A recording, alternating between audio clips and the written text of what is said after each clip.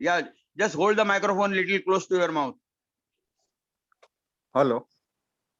Go Can ahead. you Go hear ahead. me? Yes, go ahead. Dr. Jamdagni is an eminent agricultural scientist known nationally as well as internationally. So I'll not tell much about him. He has been a scholar for guiding the postgraduate as well as PhD students in the agricultural discipline. Only a sentence will describe Dr. Jamdagni is 3 R's. 3 R's. One is research, which he has been holding a prominent research in the agriculture field for the gram as well as pigeon pea tour. Then he has shown the second R is road. He has shown the roadmap for the farmers' prosperity. Third R is rewards. His research has brought the excellent rewards to the rural economy. As well as, in short, we can describe Dr. Jamdagni with 3 J's also. One is J stands for giant in his subject, plant and crop physiology. Second J is Jack in agricultural technology. And third J is joy in listening to him. And fourth J stands for Dr. Jamdagni. So with this little brief introduction, I would request Dr. Jamdagni to enlighten us with his knowledgeable and scientific presentation. Over to Dr. Jamdagni, sir. Thank you, Ajit Chaugale. Friends, today's presentation is nearly 50 minutes. So it is going to exceed. So we are exceeding the time to till 11:15. So Dr. Jamdagni, I request you to start your presentation. Thank you. And all are requested to switch off their microphones and switch off the videos. Thank you very much, Mr. Ajit Chaugale and President sir. Respected Dr. Harpure sir, the President of TTA, आदरणीय doctor Mulik sir, मला मातृभाषेत त्यांच्याबद्दल बोलावं वाटतं की ज्यांच्या बोटाला धरून आम्ही पुढे आलो, शास्त्रज्ञ झालो आणि आमचं सगळं कौतुक करत करत त्यांनी आम्हाला पुढे घेतलं. तसेच आदरणीय डॉक्टर निरकर सर, जे आज इथं अटेंड करता की ज्यांच्या पुढे आम्ही बॉटनी शिकलो, की अगदी कालपर्यंत आम्ही त्यांच्याकडे बॉटनी शिकवलो, even for presentation of this thing. Then respected Gangavati sir, respected Krishiratna Sanjeev Maneji, my friend S.M. Pawar sir, Dr. J.R. Kadam sir, Dr. C.G. Anand from Lucknow, and so many other friends and other dignitaries. I am presenting here the topic organic farming myths and reality. In recent years, the movement of organic farming is growing to a considerable extent. This is because of the trend towards organic farming, which has been stimulated largely by the concern of food consumers about the safety and nutritional quality of their food. Organic farming, the basic concept is that the whole farm is considered as a single living system. And the animals, people, organisms, soil, water, the shed, the house itself, they are considered as the organs of that farm, and hence the term is organic. This is how it goes. So, but the working definition has been very popular, which is given by Lampkin 1990. It is a production system which avoids or largely excludes the use of synthetic compounded fertilizers, pesticides, growth regulators, and the livestock feed additives. This relies on crop rotation, crop residues, animal manures, off from organic waste, and aspects of biological pest control to maintain soil productivity and the tilth to supply the plant nutrient and the control insects, weeds, and pests, etc. Now, what are the prime features of this thing? The essential features of organic farming they must be mentioned here. Here, the use of seeds of only conventional, locally adapted crop plants, seeds of genetically modified modern genotypes, they should be avoided. This is the first criteria or it is a feature of this thing. Then synthetic chemical fertilizers, pesticides, land growth regulators, animal feed additives should be strictly avoided. That is another point of organic farming. Third one is that the animal manures, farm waste of green manure, this should be used for soil enrichment. Fourth is that the crop rotation, biological and herbal extract, pesticide should be adopted for protection. And very importantly, the tillage operation should be done with animal drawn implements. Avoid use of machinery for any operation. So these are the features, some of the features. And there are some very noble principles, 4 noble principles are there. The first principle is the principle of health. Here, the organic farming should sustain and enhance the health of soil, plant, animal, human, and the planet as a whole. It is individual. The farm, not only farm, the whole nation, the whole planet should be considered as an individual, as a living organism. The healthy soils produce healthy crops that foster the health of animal and people. Health is wholeness and integrity of living system. Then second principle, that is principle of ecology. We don't have any right to disturb the ecology. Organic farming should be based on living ecological systems and cycles. There are natural cycles. They should be maintained properly. Work with them, emulate them, and help sustain them. This principle roots organic farming within living ecological system. The third principle is the principle of fairness. Organic farming should build on the relationship that ensure fairness with regard to common environment. This is the relationship with environment and the life opportunities. The fairness is characterized by equity, respect, justice, and stewardship of shared world, both among people and their relations to other living beings. And the fourth principle, that the principle of care. Organic farming should be managed in a precautionary and responsible manner to protect the health and well-being of current as well as future generation after generation, for the environment and human being and animals also. So these are 4 very basic principles of organic farming. Very good principles, very noble principles are there. Our whole theory and whole practice has to be based on this thing. Now, let us see what happens to the organic matter when we put into the soil. When we put the organic matter, it will be any kind of this thing, put into the soil, it has to be mineralized. The organic matter added to the feed in any form is converted to inorganic state by action of soil microorganism. The most important component here is the microorganism. And this process is termed as mineralization, conversion of organic matter into mineral matters, mineral state, that is mineralization. For this purpose, ample of oxygen is required, sunlight is required, optimum soil moisture has to be there, warm soil temperatures have to be there, and they are created by cultural practices like plowing, harrowing, hoeing, which favors the process of mineralization. The thing is that the speed of mineralization depends upon the composition of organic matter, whether it is proteinous, whether it is carbohydrate, whether it is fatty or so, that speed decided. And we have to remember that the plants do not recognize whether the element required for its growth is received from organic matter or inorganic fertilizer. That is a very important feature that is I'm going to talk about it. Now, this is a natural cycle, nitrogen cycle. The atmospheric nitrogen is coming to the soil through lightning, thunders, and this thing, and it is taken up by the plants. Then it is again released to animals. Again, it is coming to the soil. This cycle is there. Nitrate, ammonia, they are formed is there. Then again, similarly, the carbon cycle is there. Mostly carbon dioxide from atmosphere is taken up by the plant for the purpose of photosynthesis. Carbon and oxygen, they are taken by the plant from atmosphere, and H from this one, water, H2O from water.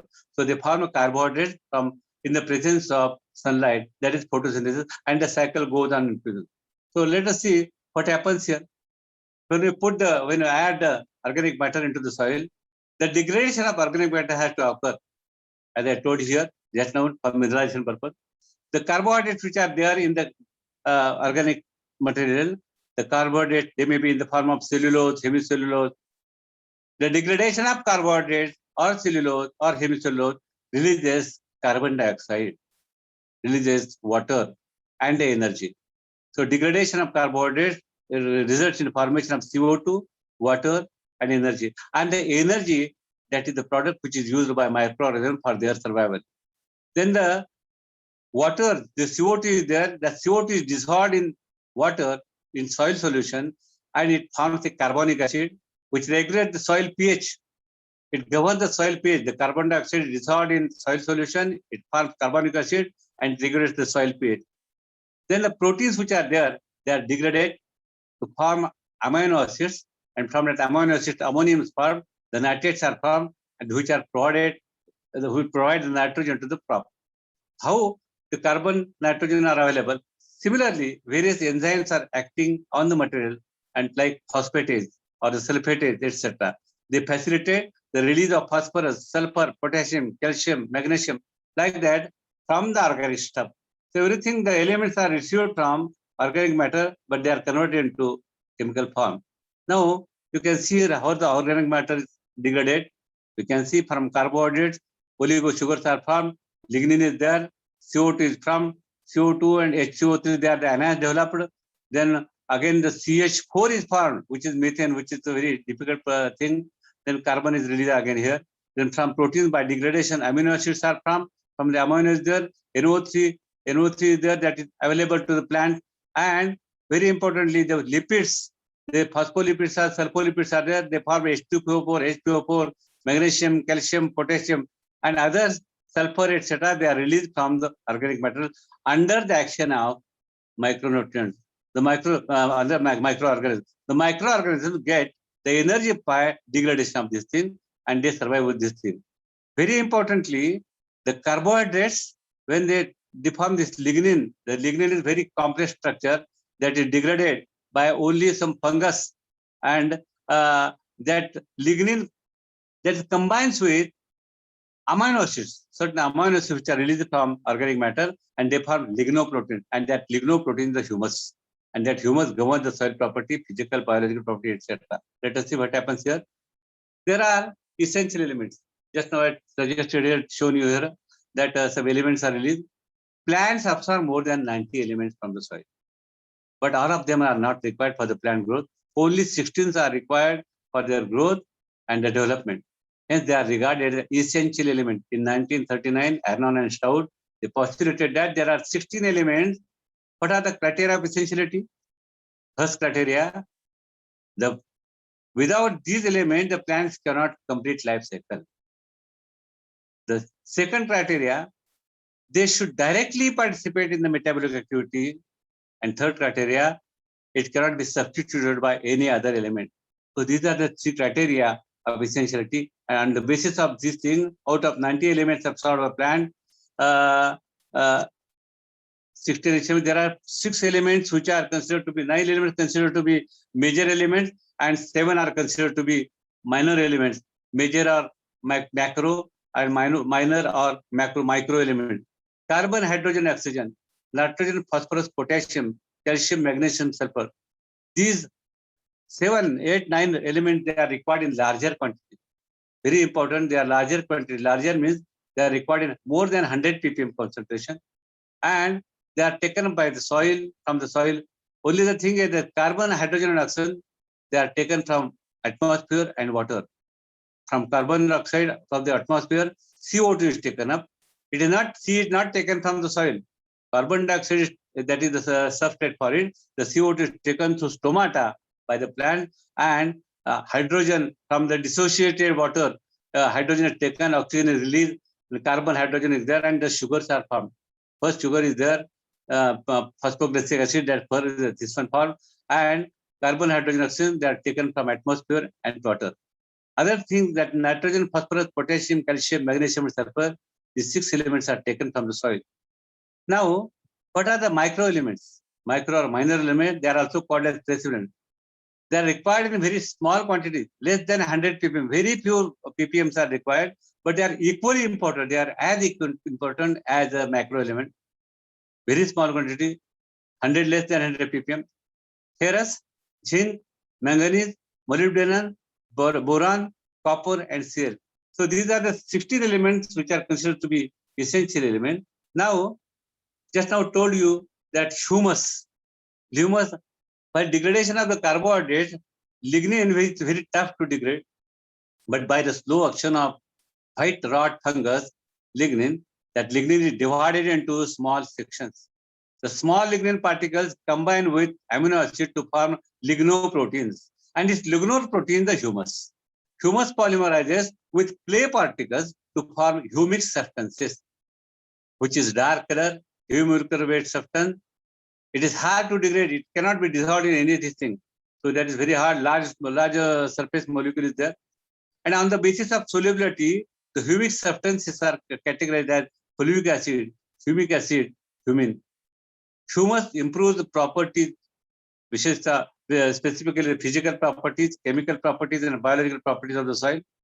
People are purchasing, I wonder that people are purchasing humic acid and humin, and it is not required. There should be sufficient quantity of organic matter to the soil automatically, and quantity of organic organisms have to be there.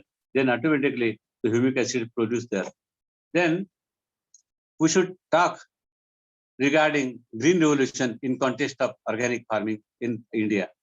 Let us see what was the period in back history. There was a critical period between year 1960 and 1965. The India's population was 50 crores. Food grain production was just 70 million tons immediately after independence. The nation had to depend upon the import of low quality food grains to feed the hungry population.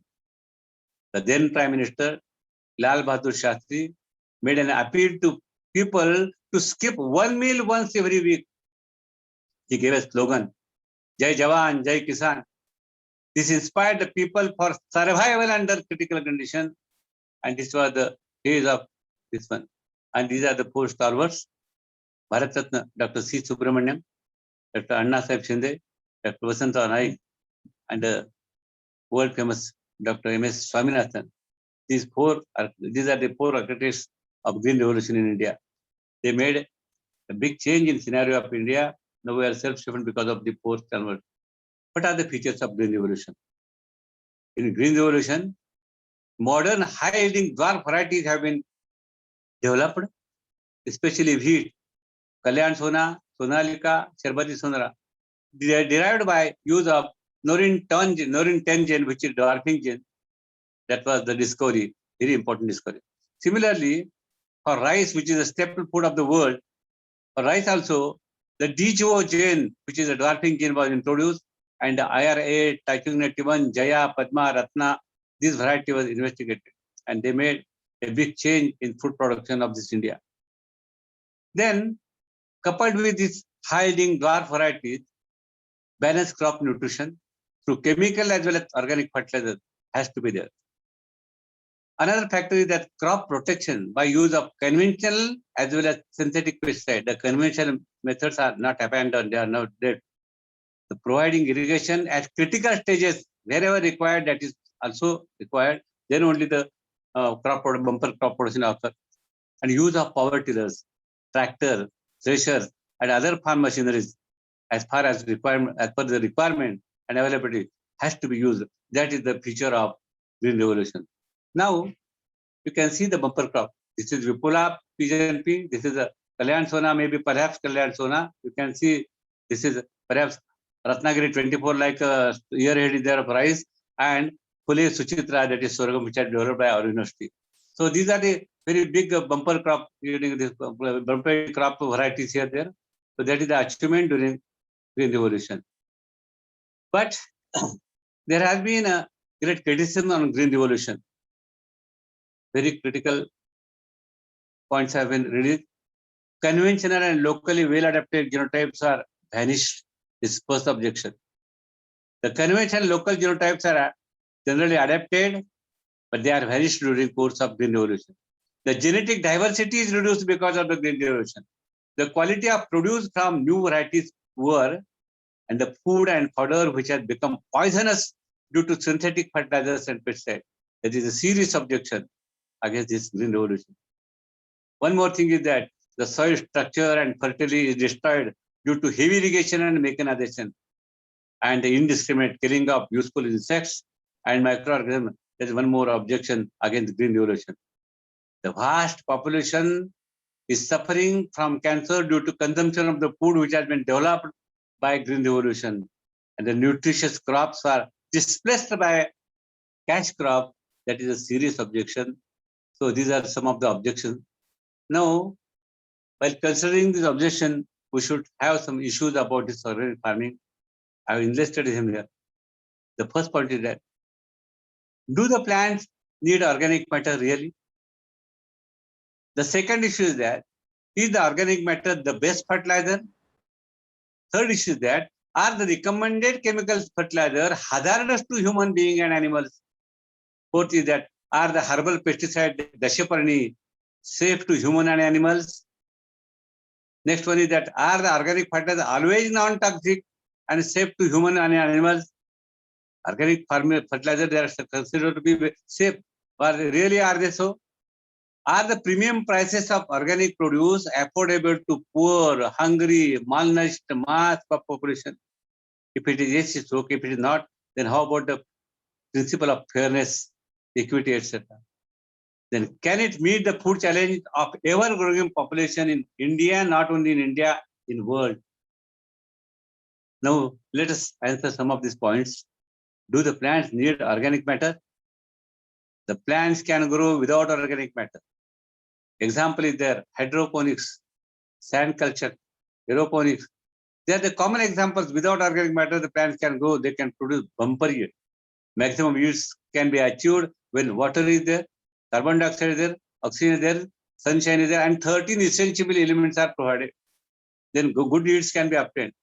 Undoubtedly, soils are improved by addition of organic matter, but that organic matter has to be non-toxic. That means there are two types of organic matter. One is toxic organic matter and other is non-toxic organic matter. Let us see what happens here. Is organic matter the best fertilizer? The fertilizer can be considered the best if it furnishes the needed nutrients. Secondly, in adequate amounts. Thirdly, at right time. And fourthly, in an efficient manner that is with low loss. The organic matter is really the storehouse of nutrients, but it releases nutrients very slowly, which are inadequate during the stages of peak growth. And hence, they cannot be considered to be the best fertilizer. So, these are the things. Then what is a poison? Or what is a toxin? A substance which, when taken inwardly or applied in any kind of manner to body, depresses the health or entirely destroys the life. That is the toxin. That is the poison. Paracelsus recognized that all substances are poisonous. All substances are poisonous. There is none which is not a poison.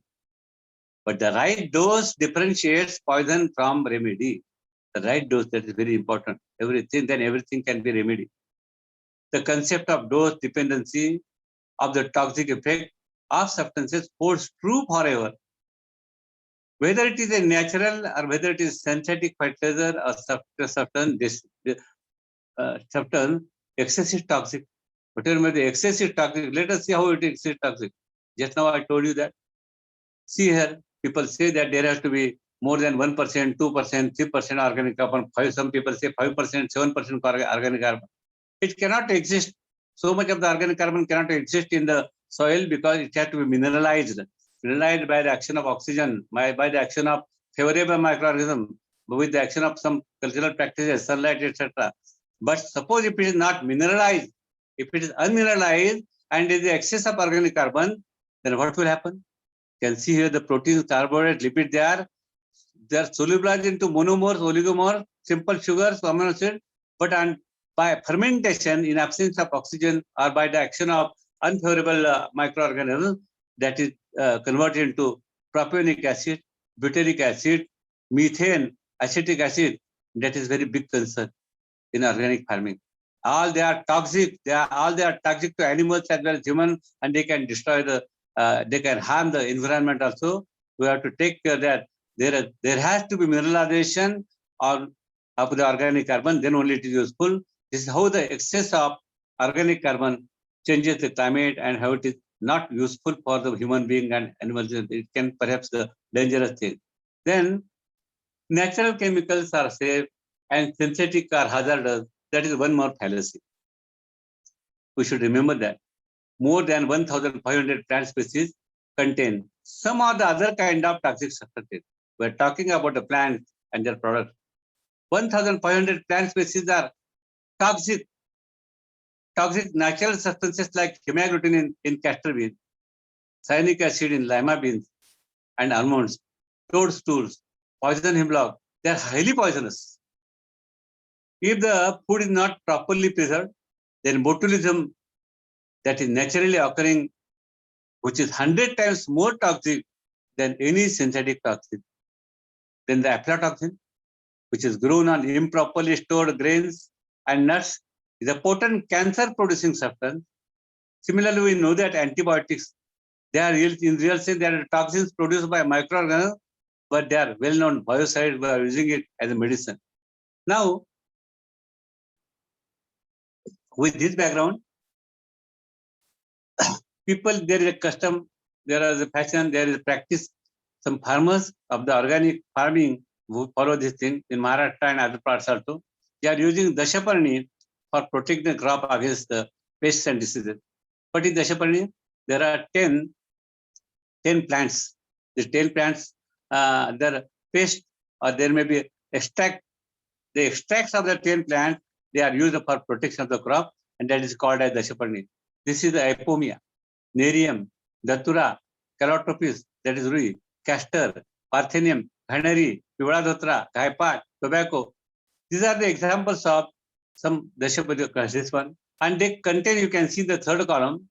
The third column is that they contain Ipominor, Ricinus cathartes, Nerodinium, Atropine. These are the 20 kinds of toxins which have been there in produced in the plant. Every organ, especially the Nerium, maybe Ipomia, every organ may be leaf, maybe root, maybe stem.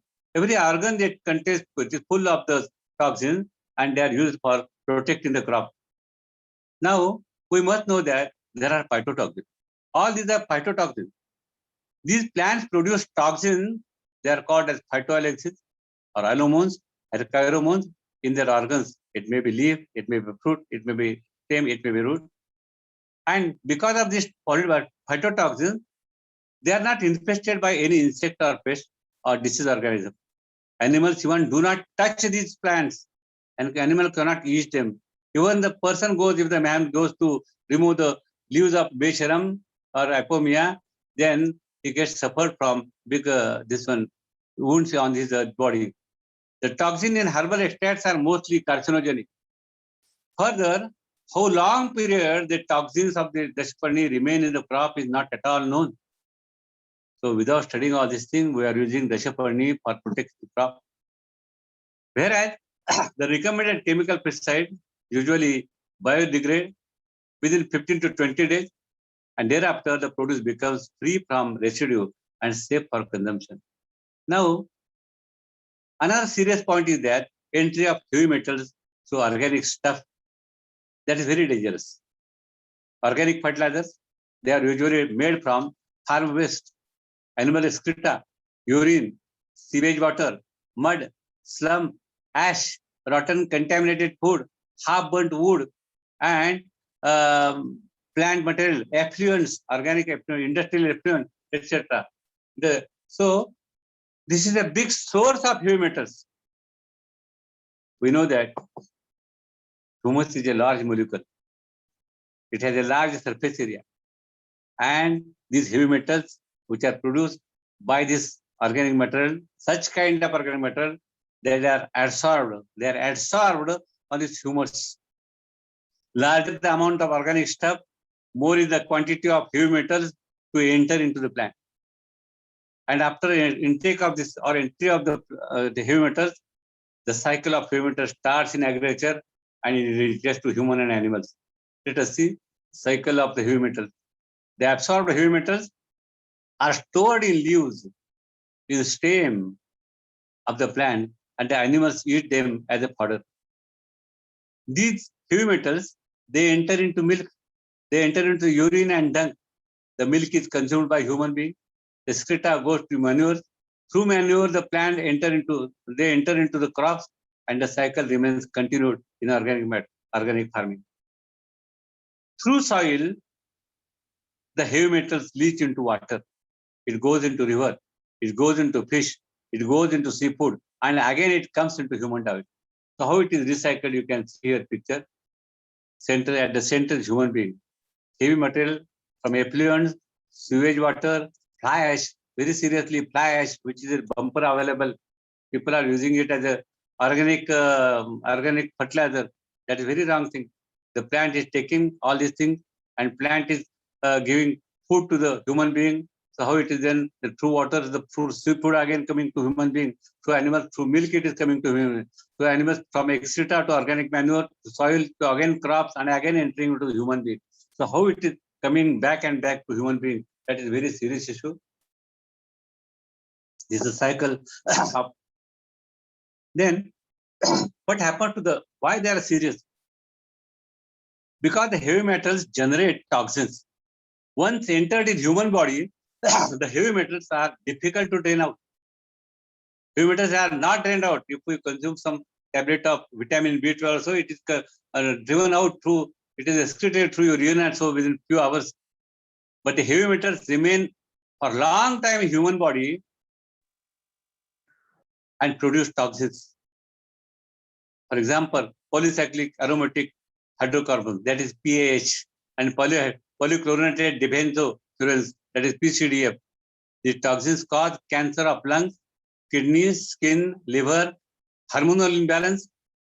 The problems of behavior also arise because of these toxins which are present, which are created by heavy metals. All this happens due to the entry of cadmium, arsenic, lead, mercury, chromium, and other heavy metals to soil or so. Now, how to prevent the heavy metals? It has to be there. It is our duty. It is very important. It is very important that the phosphorus, three elements, the phosphorus, calcium, and zinc, prevent the entry of heavy metals into crop. It's naturally it comes that there has to be phosphorus. We should add phosphorus. We should add calcium. We should give zinc to the crop. Then the entry of heavy metals is prevented. Other major essentials like nitrogen, phosphorus, nitrogen, potassium, magnesium, sulfur, they occupy the surface on humus particle and do not permit the heavy metals to enter into the plant. This is how the phosphorus, calcium, zinc, potassium, magnesium, sulfur, and calcium, they play a very important role for protecting the crop against these heavy metals. Thus, it is necessary to apply essential elements along with organic fertilizers. So, universities recommend that don't give only organic matter, don't give only this one chemical fertilizer. Give combination of both these things so that there is a good effect. Now, there is again a fallacy, local genotype versus modern genotype. This is a very serious fallacy. It is said that the locally adapted crop genotypes are more nutritious, they are non-toxic.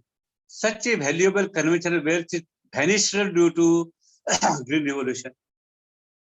Again, one more fallacy is that the modern genotypes derived by hybridization, they are less nutritious, make the land non-productive, and their produce is toxic and hence should not be cultivated, they should not be consumed. This is a very big fallacy, which is a wrong notion. Let us see what happened to the germplasm. It is not vanished. Local genotypes are maintained as germplasm at all the concerned crop research stations. I used to maintain more than 5,000 cultures of chickpea or gram at my pulses research station in Rahuri.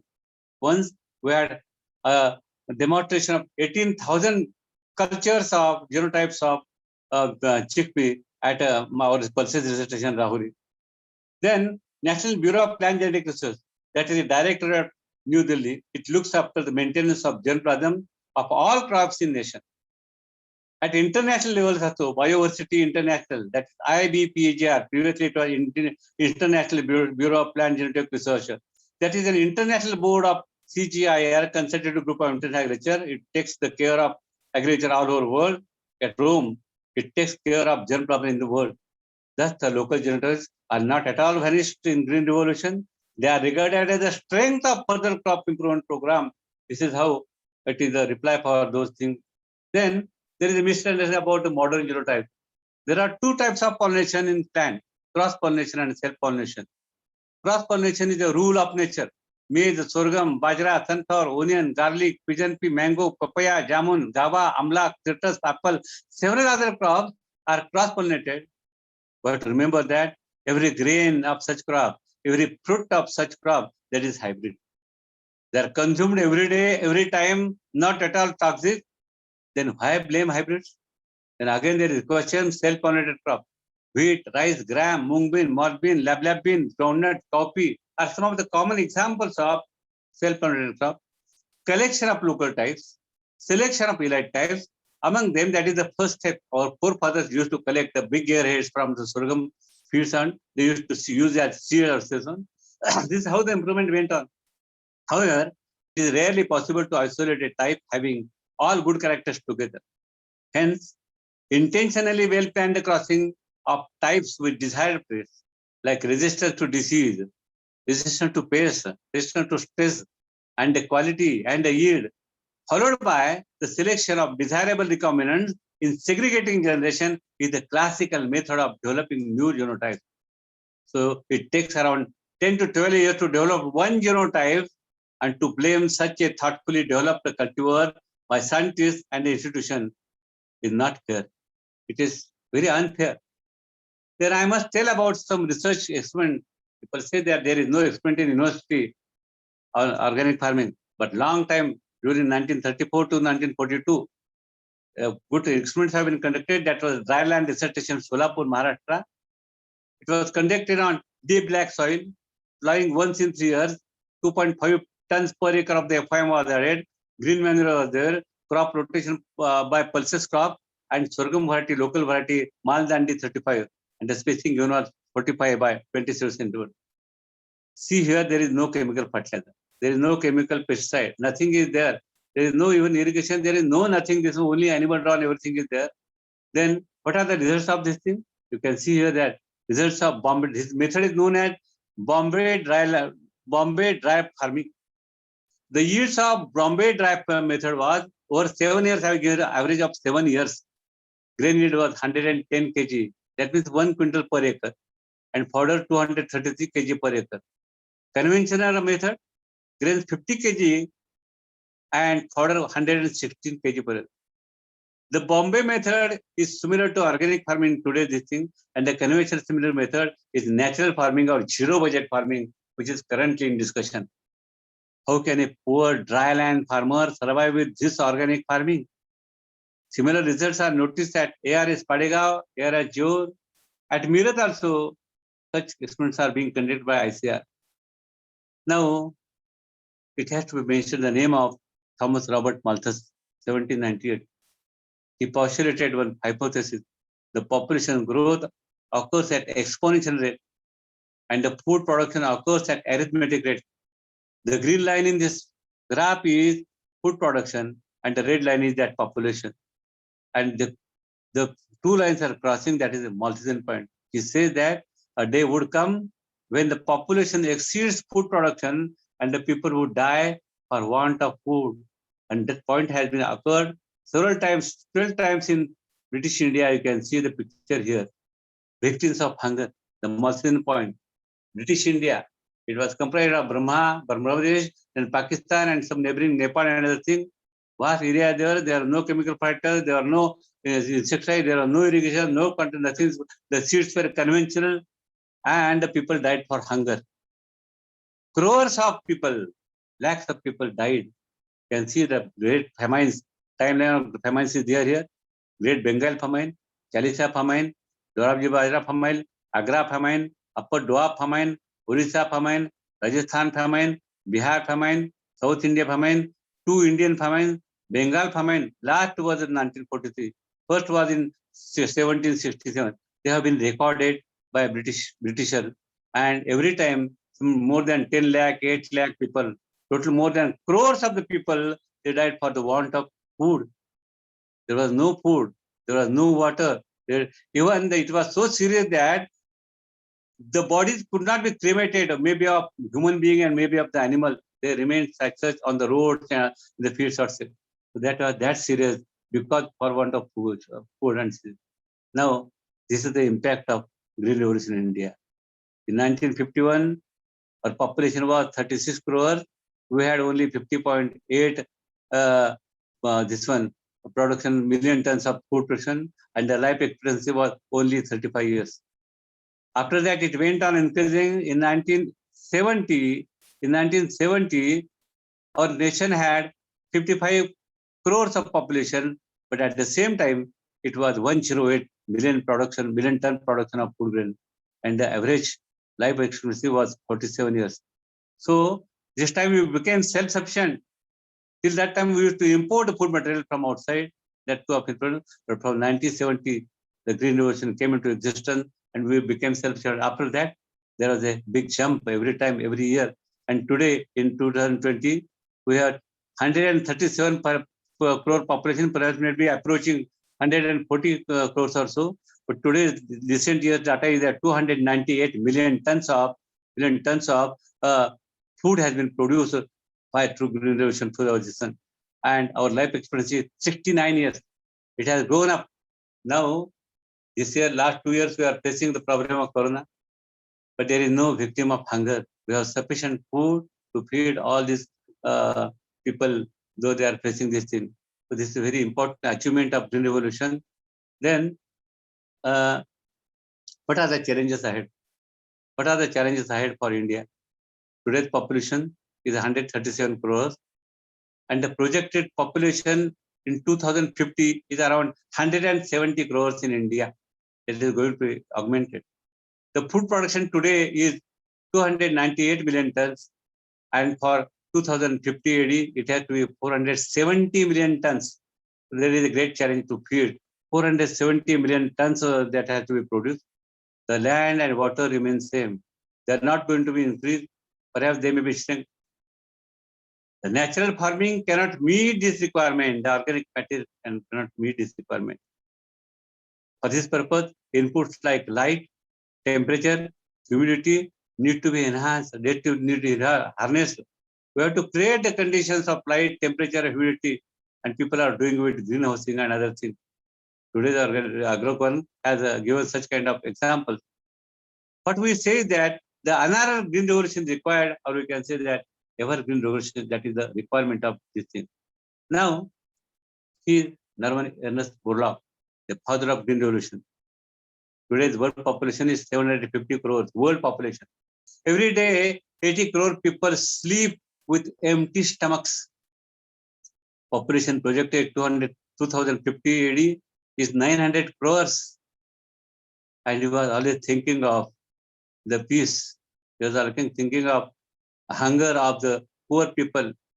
And for this purpose, the Nobel Peace Prize was given to Dr. Norman E. Borlaug in 1970 for the Green Revolution.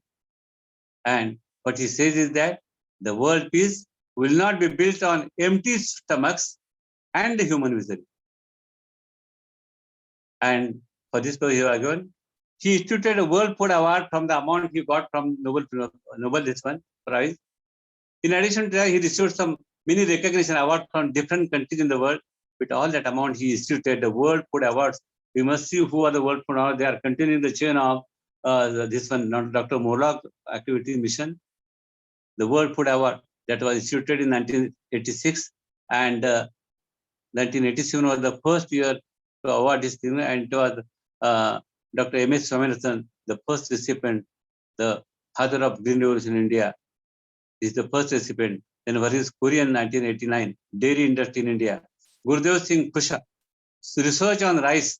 Badrinaran Barwale, seed research 1998. Surinder Kumar Vasal, that is seed quality. M.V. Gupta, fisheries research. Sanjay Rajaram, second evolution in wheat.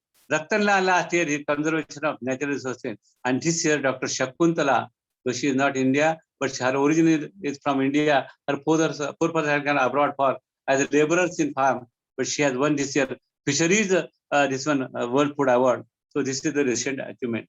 Now, address given by Dr. Borlaug in 15th World Congress. He says that world peace will not be built on empty stomachs and human misery. If the modern factors of production, such as improved varieties, fertilizers, and crop production, are denied to the farmer, the world would be doomed, not from poisoning, as some say, but from starvation and social and political chaos. Condemning the technology for negative impacts on environment and health is neither fair nor justified. Injudicious, indiscriminate, and excessive use of agrochemicals is, however, blamed. So this is a very important message given by this thing. Then the National Academy of Agricultural Sciences, New Delhi, has a policy paper regarding the zero budget, which has been supported by central government. I think Dr. Nirkar sir is also a member of this team.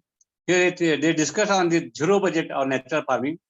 They say that it is not supported by any science-led information. Hence, it is not the reality, it is a myth. In pre-independence period, by this type of farming, country had faced many famines, resulting in loss of life due to hunger and starvation. Now, the nation cannot afford to compromise on the nutrient supply needed to overcome the silent hunger. The country has moved from ship-to-mouth economy to an economy of major exporter of food grains.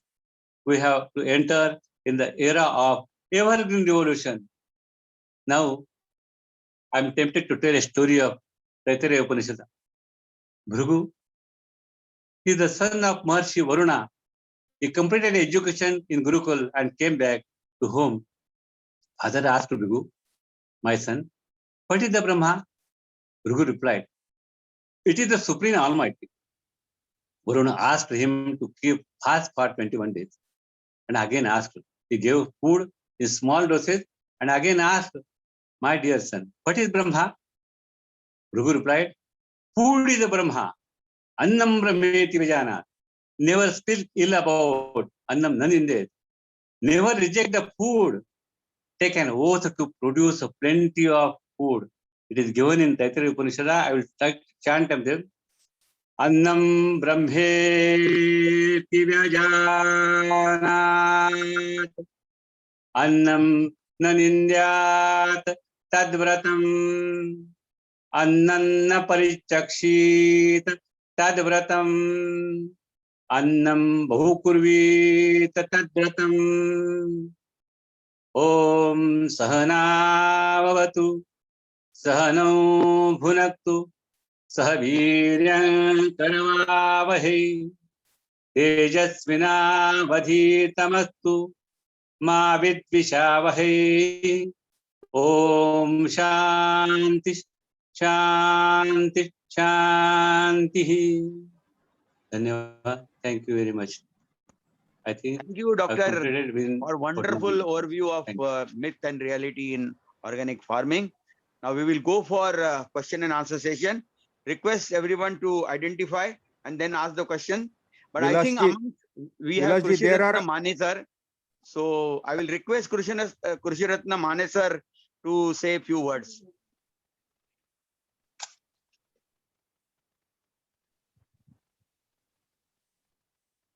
Sanjeev Mane sir. You can Mane talk in sir, Marathi. please, चालेल. You please unmute your mic and talk. मराठीतनं बोलायला सांगा त्यांना. हो चालेल. माने sir.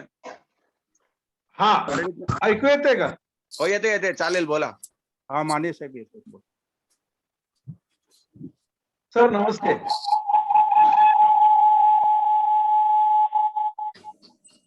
Double Hello. चालू आहे जरा तुमचं. हा बोला बोला. हा नमस्ते. येते ऐकू तुमचा 2 चालू आहेत 2 ठिकाणी ते एक बंद करा. हो बंद केलं. तुम्ही जरा थोडा तुमच्या आपल्या सगळ्या लोकांना परिचय करून द्या. कृषीरत्न कशासाठी मिळाले आपल्याला. हो देतो. सगळ्यांना नमस्कार. गेली 30 वर्ष मी ऊस पिकाची शेती करतोय. ऊसाचं उत्पादन योग्य खर्चामध्ये अधिकाधिक कसं मिळेल या दृष्टीने सातत्याने प्रयत्न करत राहिलो. भारताचं आपल्या ऊसाचं उत्पादन 27-28 टन पर एकर एवढं आहे. मी मात्र 97-98 सालापासून एकरी 100 टन आणि त्याच्यापेक्षा अधिक ऊसाचं उत्पादन कसं मिळेल या दृष्टीने सातत्याने प्रयत्न करत राहिलो. पहिल्याच वर्षी मला 98.5 टनाचं एकरी ऊसाचं उत्पादन मिळालं. मला मिळालेलं उत्पादन हे कृषी विद्यापीठ, मध्यवर्ती ऊस संशोधन केंद्र पाडेगाव, वसंतदादा शुगर इन्स्टिट्यूट माजरी इथल्या शास्त्रज्ञांनी दिलेल्या टेक्निक नुसार मी हे उत्पादन मिळवलं होतं. तेव्हापासून एक पक्क माझ्या डोक्यात होतं, शास्त्रोक्त पद्धतीने जर शेती केली तर उत्पादन आपल्याला अतिशय चांगलं मिळेल. आणि 1996, 97, 98 पासून आज तागायत विद्यापीठाचं शास्त्र, पाडेगाव मधलं शास्त्र असेल, VSI मधलं शास्त्र असेल आणि doctor Jamadagni sir, doctor BP Patil sir, doctor Arun मराठे सर, VSI चे सर्व शास्त्रज्ञ असतील, या सगळ्यांच्या मार्गदर्शनाखाली ऊसाची शेती उत्कृष्ट कशी करता येईल या दृष्टीने सातत्याने प्रयत्न करत राहिलो. आणि मग 100 टन, 125 टन, 150 टन असे उच्चांकी ऊसाचं उत्पादन घेण्यामध्ये या सर्व शास्त्रज्ञांच्या मार्गदर्शनाखाली यशस्वी झालो. 2017-18 साली एक नवीन अभिनव प्रयोग आम्ही केला. डॉक्टर जमदग्नी सर त्यात होते, डॉक्टर मराठे सर होते, डॉक्टर पाटील सर होते, DSTA चे बरेचसे शास्त्रज्ञ यामध्ये होते. डॉक्टर नेरकर सरांनी सुद्धा तो प्लॉट बघितला. एकरी 200 टन ऊसाचं उत्पादन मिळेल का अशा दृष्टीने प्रयत्न केला. आम्ही 200 टनापर्यंत पोहोचलो नाही, मात्र एका एकरामध्ये 167 टन 677 किलो पर्यंत उत्पादन आम्हाला मिळवता आलं. तेव्हापासून गेली 3-4 वर्ष झाली 200 टनाचं लक्ष ठेवून आम्ही ऊसाचं उत्पादन अधिक मिळेल का हे बघतो आहोत. पण एक मात्र गोष्ट आम्ही ध्यानात ठेवली आहे की भरपूर रासायनिक खतं वापरून उत्पादन येत नाही, याची पूर्णपणे जाणीव आम्हाला आहे. 5 मुद्द्यांवरती आम्ही बघतो. जमिनीची सुपीकता चांगली असली पाहिजे, त्यासाठी प्रयत्न करतो. लागणीच्या पद्धती योग्य असल्या पाहिजेत, त्यासाठी प्रयत्न असतो. रासायनिक खताच्या माती परीक्षणानुसार योग्य मात्रा टनेजच्या हिशोबाने दिल्या जातात, त्याच्यावरती लक्ष असतं. महत्वाचं म्हणजे पाण्याचं व्यवस्थापन कसं व्यवस्थित करता येईल याच्यावरती लक्ष असतं. आणि शेवटचा मुद्दा असतो तो पीक संरक्षण आणि त्याच्यावरती काय ग्रोथ प्रमोटर्सचा वापर डॉक्टर जमदग्नी सरांच्या मार्गदर्शनाखाली करून उत्पादन कसं अधिकाधिक घेता येईल या दृष्टीने आमचा सातत्याने प्रयत्न आहे. 200 टनाचा विषय हा बाजूला असू द्या, पण सर्वसामान्य शेतकऱ्यांचं उत्पादन जे महाराष्ट्राचं 35 टन आहे एका एकरामध्ये, ते उत्पादन सहजासहजी कसं वाढवता येईल या दृष्टीने सातत्याने प्रयत्न चालू असतात. आणि हे मिळालेलं ज्ञान सातत्याने संपूर्ण महाराष्ट्रभर सर्व साखर कारखान्याच्या माध्यमातून असेल, कृषी खात्याच्या माध्यमातून असेल किंवा वैयक्तिक शेतकऱ्यांच्या माध्यमातून असेल, गेली 20 वर्ष मी सातत्याने सर्व ठिकाणी हे पोचवायचं काम करतोय. महाराष्ट्राबरोबरच मग उत्तर कर्नाटक असेल, काही तामिळनाडूचा भाग आहे, गुजरातमध्ये बरेचसे कारखाने आहेत, उत्तर प्रदेशचे 3-4 कारखाने आहेत. अशा बऱ्याच ठिकाणी फिरून हे तंत्रज्ञान जे मला साध्य झालंय, ज्याच्यामुळे उत्पादन आमचं वाढलं, हे सांगायचा प्रयत्न करतोय. कदाचित याची नोंद घेऊन महाराष्ट्र शासनाने कृषी रत्न हा पुरस्कार दिलेला असावा. वा वा, खूपच छान. एक प्रकारे तुम्ही आज अभिनंदन माने साहेब. डॉक्टरांच्या कामाची पावतीच तुम्ही दिलेली आहे. धन्यवाद. धन्यवाद माने सर, आज आल्याबद्दल, उपस्थित राहिल्याबद्दल आणि डॉक्टर साहेबांच्या आजच्या व्याख्यानाला तुम्ही पुष्टी दिली. आपण आता प्रश्नोत्तरांकडे जाऊया. विलासजी, चॅट बॉक्स मध्ये प्रश्न आलेले आहेत. ओके, मग तुम्ही प्रमोद देशपांडेंचं तुम्ही वाचा आणि काय प्रश्न, तुम्ही प्रश्न विश्वास वाचा म्हणजे डॉक्टर उत्तर देतील. हॅलो, हा वाच. डॉक्टर चौगुले सर, प्रमोद तुम्ही देशपांडे. चौगुले सर, तुम्ही प्रश्न वाचा आणि डॉक्टर उत्तर देतील.